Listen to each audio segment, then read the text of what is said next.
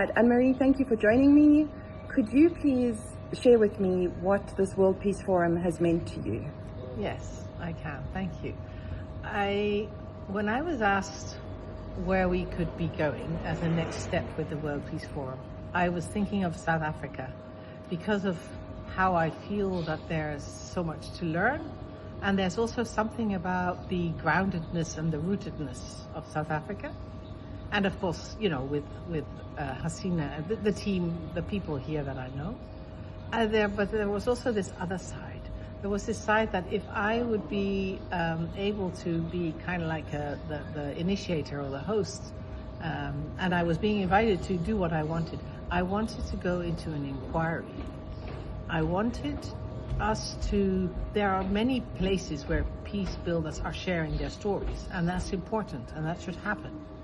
And I am interested in what is there missing that we do not have the large impact that we would love in the world? And can we, as players in that field, actually uncover that and then inspire not only other fellow peace travelers, but also leaders that are not open yet?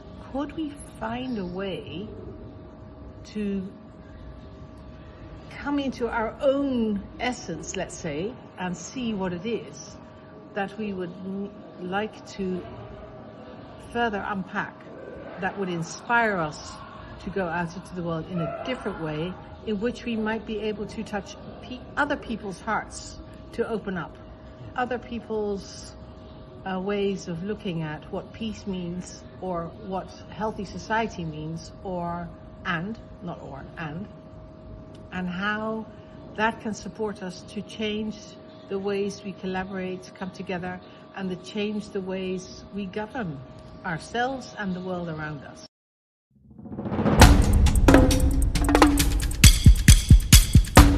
It was so special for me to be South African and part of the World Peace Forum 2025 in Cape Town, South Africa. What stood out is a word, a greeting in Zulu, Sawubona. When translated directly, it means I see you.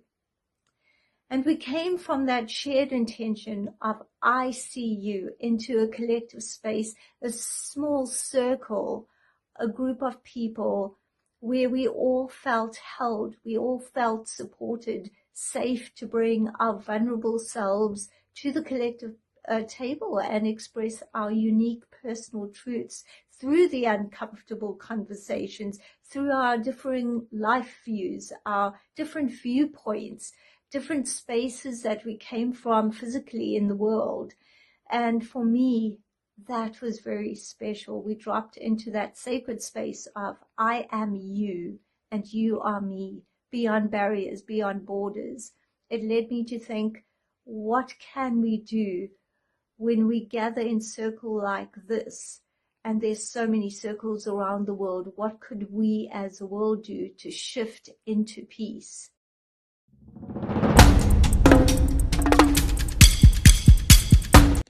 We listen to stories from South Africa, from all African parts, many African parts, but we also listen to stories from work that's happening in other parts of the world. And those stories embolden each one of us in the ways in which we are conceiving peace and thinking about peace.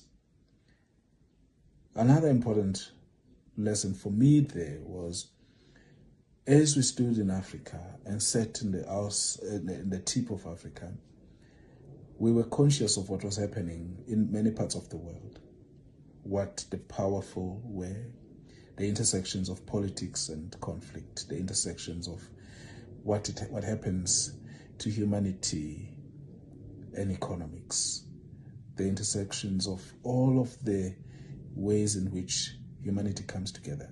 And in those moments, we discovered our common humanity, and we came home to that universal truth that we are human together, as Ubuntu would describe. There's a common belonging, there's a common humanity, there's a hospitality that holds us together, and there's a humanness that makes us real and who we are and authentic. But it also gave us a deep sense that we need to be in solidarity with those that have come from different histories, weaving their narratives through history, and a deep sense of belonging together needs to be forged in order for peace to emerge, but also a deep responsibility to generations that will come after us.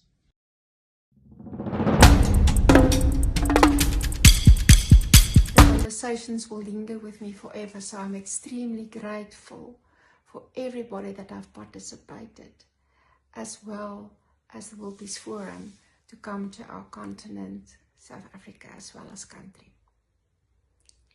Vusi and I was already busy with a book, African Leadership, The Time Is Now. And as you can see, it's a colorful tapestry of humanity, asking us to do human differently, to show up and take responsibility, to realize if the elephants fight, the grass gets hurt.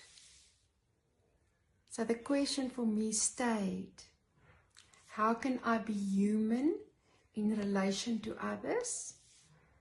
And how can we collectively do peace differently? An outcome of the book was also the call for chapters in the peace book. Maybe one of the reflections was that peace is in all the work. It's in the way in which I embody me. It is in the conversations that I have. It is how I can speak to functionality and how I can stop if it's hurtful, without hiding, fixing, rescuing, but remembering Ubuntu, the part that makes us all human. So thank you to everybody that have participated. If you want to still submit a chapter for our book, there's still time to do so as well. And I wish that the conversations that you have comes in the same spirit that we brought in Africa.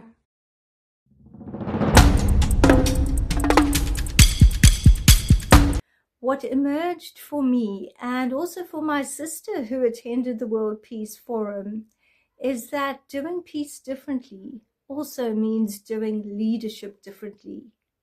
What happens when women listen to the call of leadership in their beings, when they listen to the dreams in their hearts, the messages, the missions in their lives, when they answer the call to quench the hunger for community, for the feeling that the highest potential and abundance is possible. And so right now, we are birthing the I Woman Rise Leadership Accelerator, which is very exciting, and women across the world can have the opportunity to gather and realize their highest potential and their call to leadership.